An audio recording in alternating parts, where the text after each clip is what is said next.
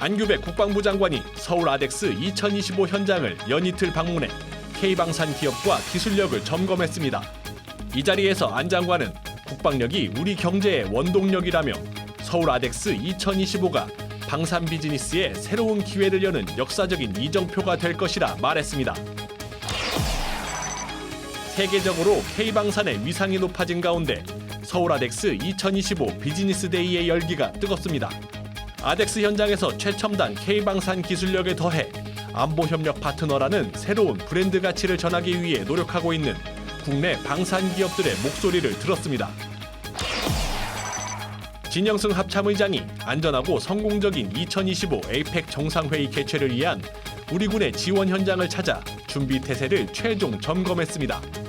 진 의장은 우리 군에게 적대 세력의 억제자이자 국민의 수호자 역할을 해달라고 당부했습니다. 시청자 여러분 그리고 국군 장병 여러분 안녕하십니까? KFN 뉴스 시작합니다. 첫 소식입니다. 안규백 국방부 장관이 서울 아덱스 2025 개막식에 이어 연이틀 전시장을 찾았습니다. 안 장관은 국내외 방산업체의 전시품들을 꼼꼼히 살피며 K방산 비즈니스의 성공 가능성을 확인했습니다. 송민아 기자입니다. 사족보행 로봇의 다양한 움직임에 집중하는 안규백 국방부 장관. 방산업체 관계자들에게 수시로 질문을 던지고 궁금증을 해소합니다. 일산 킨텍스에 마련된 서울 아덱스 2025 전시장을 둘러본 안 장관은 국산 무기체계와 기술 개발 동향을 관심 있게 살펴봤습니다. 지난 1996년 서울 에어쇼로 시작해 경연제로 개최되며 15회째를 맞이한 서울 아덱스는 파리와 런던 에어쇼에 이어 세계 3대 항공우주 및 방위산업 종합 전시회로 평가받고 있습니다. 이틀 연속으로 행사장을 찾은 안 장관은 이러한 위상에 걸맞게 K방산 비즈니스에 새로운 기회가 열리길 기대했습니다. 국방력이 우리 경제의 원동력입니다. K방산이 꽃을 피울 때 대한민국 국방력 강화뿐만 아니라 방산 파트너 국가의 국방력도 강화될 것입니다. 이번 서울 아덱스 2025는 세계 세 번째 규모로서 상호 호의적인 방산 비즈니스에 새로운 기회를 여는 역사적인 이정표가 될 것입니다. 특히 중소기업 기술관에서는 국내외 관계자들과 많은 대화를 나누면서 국산화 기술을 무기체계에 적용하기 위한 방안 등에 대해 다양한 의견을 청취했습니다. 또 업계가 느끼는 애로사항을 직접 확인하고 K방산이 효율적인 판로를 개척할 수 있도록 지원하겠다는 의지도 드러냈습니다. 이번 서울 아덱스 2025에는 35개 나라 600여 업체가 참가해 역대 최대 규모를 기록했습니다. KFN 뉴스 송민아입니다. 이재명 대통령이 방산 4대 강국 도약을 위한 청사진을 제시한 가운데 안 장관의 방문까지 이어지면서 아덱스 현장은 K방산 수출과 해외 협력 증대에 대한 기대감이 높아졌습니다. 김효진 기자가 현장의 열기를 전합니다. 이재명 대통령이 과감한 투자와 지원으로 대한민국을 글로벌 4대 방위산업 항공우주 강국으로 도약시키겠다고 발표한 덕분인지 이튿날 행사장은 그 긍정적인 여파로 가득했습니다. 아덱스에 많은 분들이 오셨는데 대한민국 공군의 위상을 다시 한번 확인할 수 있어서 매우 뿌듯했습니다. 행사장 곳곳에선 수출 경쟁력 강화를 위한 업무 협약이 활발히 체결됐으며 각국의 바이어들은 우리나라 방산 기업의 부스를 찾아 전시관을 매의 눈으로 살폈습니다. 바이어들은 현재 그 KF-21과 무인 전투기 관련해서 우리 무장에 대해서, 무장 장착상에 대해서 많이 궁금해하시고요. 또 모듈화된 설계에 있어서 이런 것들이 어떻게 진행됐는지, 또 한국 내에서 얼마나 개발을 하는지에 대해서 궁금해하십니다. 이런 긍정적인 움직임은 실질적인 성과로 곧바로 연결됐습니다. 이번 아덱스를 통해서 해외 바이어분들이 저희 부스에 굉장히 많이 오셨어요. 특히 이번에 LIG 넥스원과 함께 드론 탑재 공대지 유도탄을 탄 용 드론을 개발을 했거든요. 그래서 많은 관심을 보이고 있으며 특히 이번에 카자흐스탄과 우즈베키스탄 그리고 대만 등의 국경수비대에서 오셨는데 저희 조명 방송 드론을 수출하게 되었습니다. 이 대통령이 강조했던 혁신 기술이 신속하게 도입될 수 있도록 정책과 제도를 획기적으로 개선해 기업들이 함께 성장하는 생태계를 구축하려는 움직임도 활발히 이루어졌습니다. 아덱스에 나와보니 K방산의 위상이 높아진 것을 다시 한번 확인할 수 있었습니다. 저희 국방기술 품질원도 중소기업을 포함한 국내 기업의 해외 진출을 위해 더욱더 노력하도록 하겠습니다.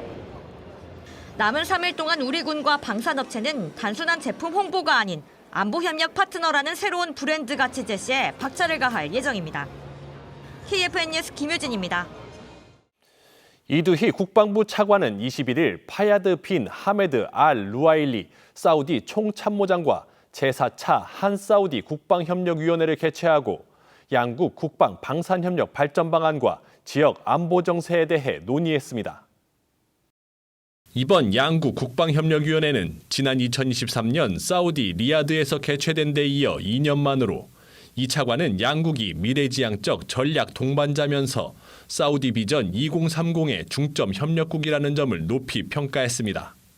이번 서울 아덱스를 계기로 방한한 알 루아일리 사우디 총참모장은 양국의 전략적 파트너십을 강화하기 위해 국방과 방산 분야 협력으로 실질적 성과들을 함께 만들어 나가자고 강조했습니다. 방위산업 협력을 위해 유럽을 방문 중인 강훈식 대통령 비서실장이 현지 시간 20일 부아디스와프 코시니아 카미슈 폴란드 부총리 겸 국방부 장관과 회담했습니다. 전략 경제협력 대통령 특사 자격으로 폴란드를 찾은 강 실장은 SNS를 통해 양국 간의 방산과 경제협력에 대해 논의했고 이재명 대통령이 전략적 동반자 관계를 더 도약시켜 나가기를 바란다는 마음을 전달했다고 밝혔습니다. 진영승 합참의장이 2025 아시아태평양 경제협력체 APEC 정상회의의 성공적 개최를 지원하기 위한 우리 군의 준비 태세를 최종 점검했습니다. 진 의장은 21일 군 작전본부 상황실과 경호안전 종합상황실을 차례로 방문해 국가적 행사의 안전한 개최를 보장하기 위한 방안을 논의했습니다. 이 자리에서 진 의장은 적대 세력이 테러 행위를 하려는 엄두조차 낼 수 없게 만드는 억제자이자 국민 곁에 든든한 수호자 역할을 해줄 것을 당부했습니다.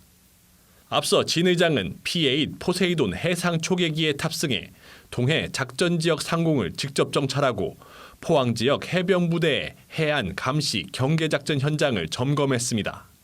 우리 군은 이번 2025 APEC 정상회의를 지원하기 위해 육군 2작전사령부를 주축으로 하는 군 작전본부를 편성하고 3,600여 명의 병력과 각종 전력을 투입해 통합작전을 수행하고 있습니다. 해병대가 태국과 인도네시아, 필리핀 세 나라 해병대 사령관을 해병대 사령부로 초청해 인도태평양 지역 내 안보 강화와 미래 해병대 상륙작전 발전 방안을 논의했습니다.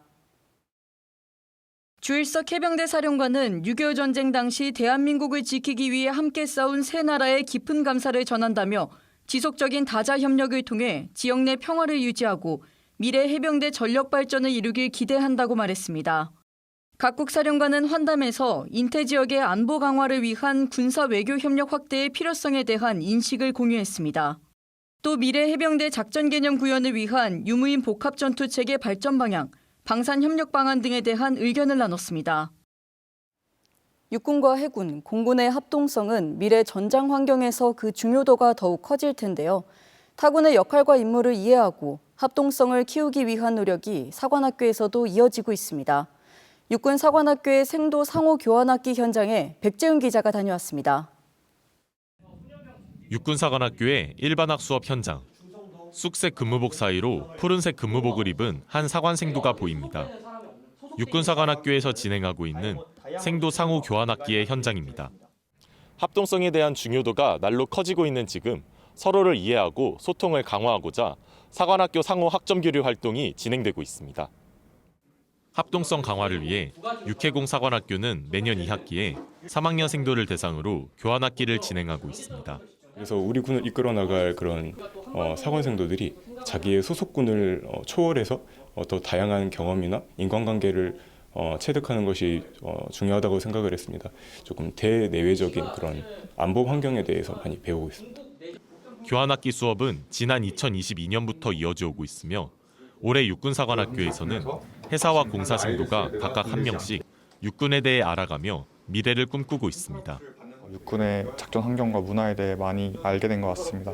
이를 통해서 장차 합동 작전이나 연합 근무 환경에서 타군과의 어떤 가교 역할을 수행할 수 있는 장교로서 성장하고 싶습니다. 학교 관계자는 상호 교환학기를 통해 타군에 대한 생도들의 이해폭을 넓히고 장차 각 군의 군사 전문가로서 전문성을 함양해 나갈 것을 기대했습니다. 육사는 교환학기를 통해 생도들이 타군의 역할과 임무를 이해하고 작전 수행을 위한 전략 전술과 무기체계 등을 이론적으로 학습할 수 있는 기회를 제공하고 있습니다. 합동성 강화와 교육 경쟁력 향상을 도모하는 생도 상호 교환학기.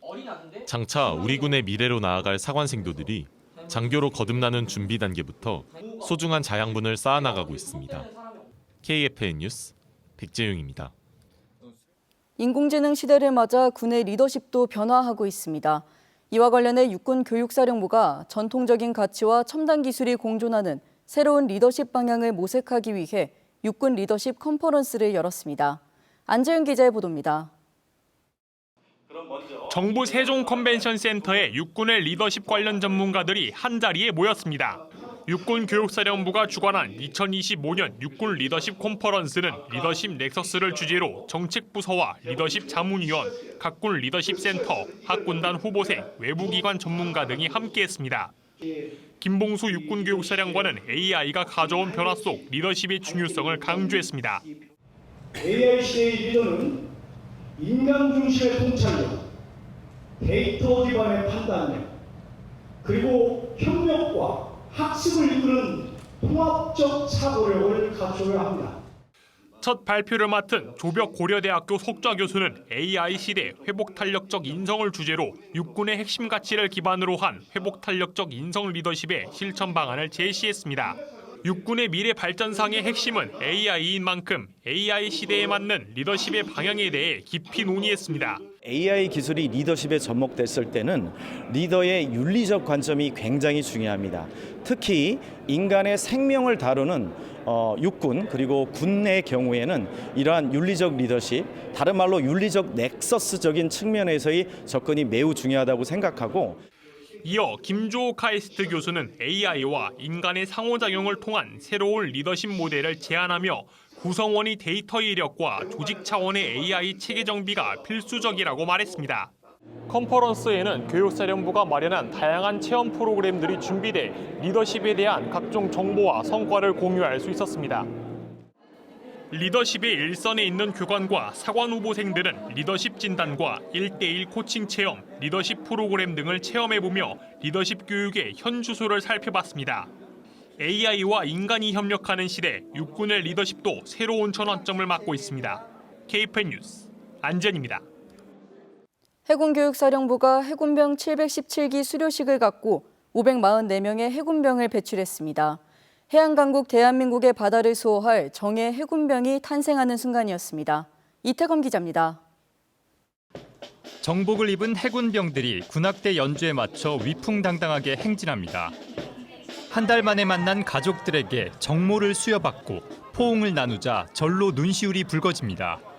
함께 땀 흘린 동기들과는 기념사진을 찍으며 기쁨을 나눕니다. 해군교육사령부 기초군사교육단 연병장에서 진행된 해군병 717기의 수료식 모습입니다. 717기 해군병 교육과정 수련을 명 반갑습니다. 예, 수고합니다. 강정호 해군교육사령관은 해군병들에게 국가를 방위하고 국민의 생명과 재산을 보호하는 숭고한 사명을 완수하리라 믿는다며 당부의 말을 전했습니다. 지난달 15일 입영한 해군병 717기는 전투행군과 야전교육, IBS 훈련, 전투수영 등 5주에 걸친 양성교육훈련을 거쳐 정예 해군병으로 거듭날 수 있었습니다. 우수 해군병에 대한 상장 수여식도 진행됐습니다. 석현준 이병이 참모총장상을, 이다훈 이병이 교육사령관상을, 백대현 이병이 기초군사교육단장상을 수상했습니다. 717기 해군병들은 특기별 전문화 교육을 받은 뒤 각 부대로 배치돼 조국 수호의 임무를 수행할 예정입니다.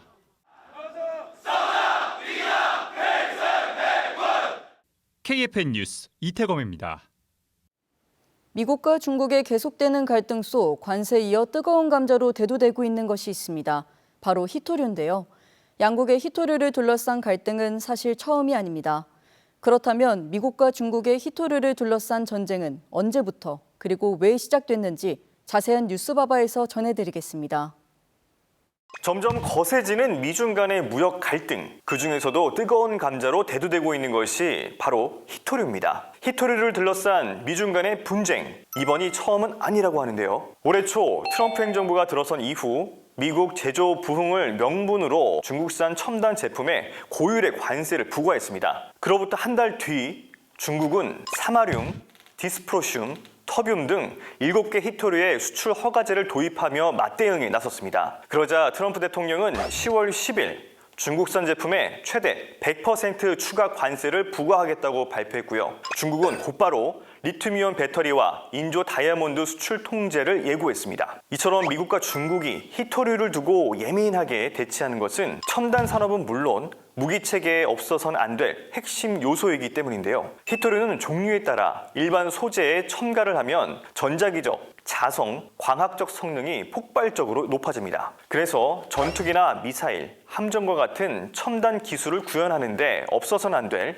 핵심 광물입니다. 그런데 히토류를 둘러싼 미중 간의 충돌, 이미 7년 전부터 불거진 사안이었습니다. 지난 2018년 트럼프 1기 행정부 시절에도 미국이 중국의 관행적 불공정 무역을 문제 삼자 중국은 히토류 수출 통제 가능성을 언급하며 경고했습니다. 사실 이때부터 시작된 미중 간 대립은 단순한 관세전이 아닌 산업 패권과 자원 안보를 건 장기전으로 이어지고 있습니다. 중국이 히토류라는 카드로 미국에 으름장을 낼 수 있는 이유, 바로 중국이 히토류 세계 최대 생산국이기 때문입니다. 채굴량뿐만 아니라 히토류를 순수하게 정제하고 분리하는 정제 기술력 역시 중국이 세계에서 가장 앞서 있습니다. 실제로 미국 지질조사국의 발표에 따르면 2020년에서 2023년 미국이 수입한 히토류의 약 70%가 중국산이었는데요. 그만큼 미국이 중국 히토류에 대한 의존도가 높다는 것이죠. 과거엔 미국이 세계 히토류 산업의 중심이었는데요. 캘리포니아에 위치한 마운틴 패스 광산은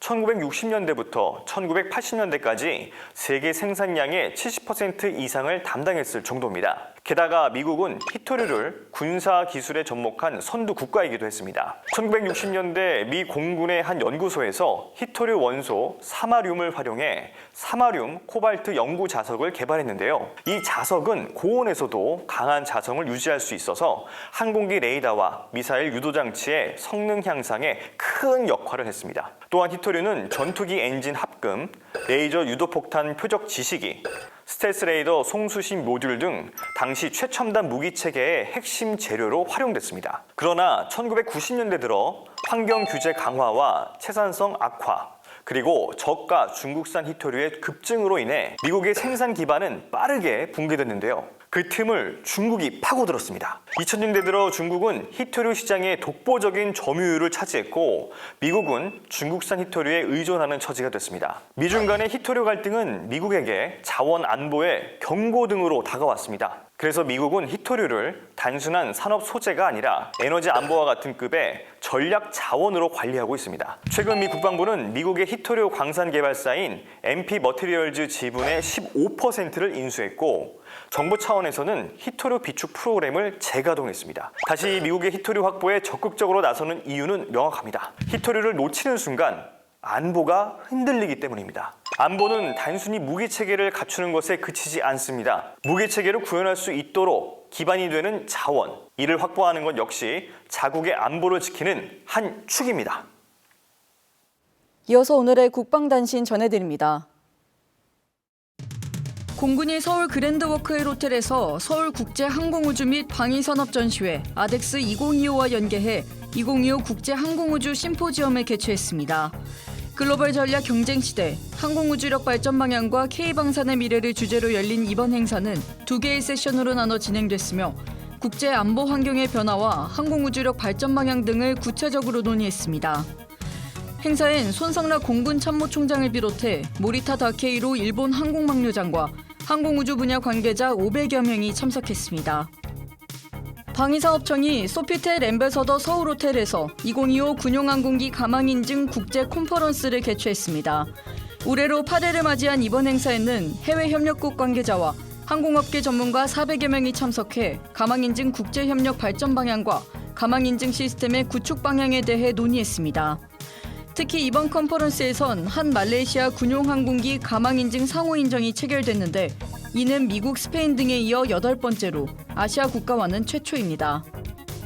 국방부 유해발굴감식단이 지난해 11월 강원도 철원군 원남면 주파리 일대에서 발굴한 유해 신원을 국군 7사단 소속 고 김문권 하사로 확인하고 유가족 자택에서 호국의 영웅 귀환 행사를 열었습니다. 고인의 유해는 친조카인 김대중 씨에게 전달됐습니다.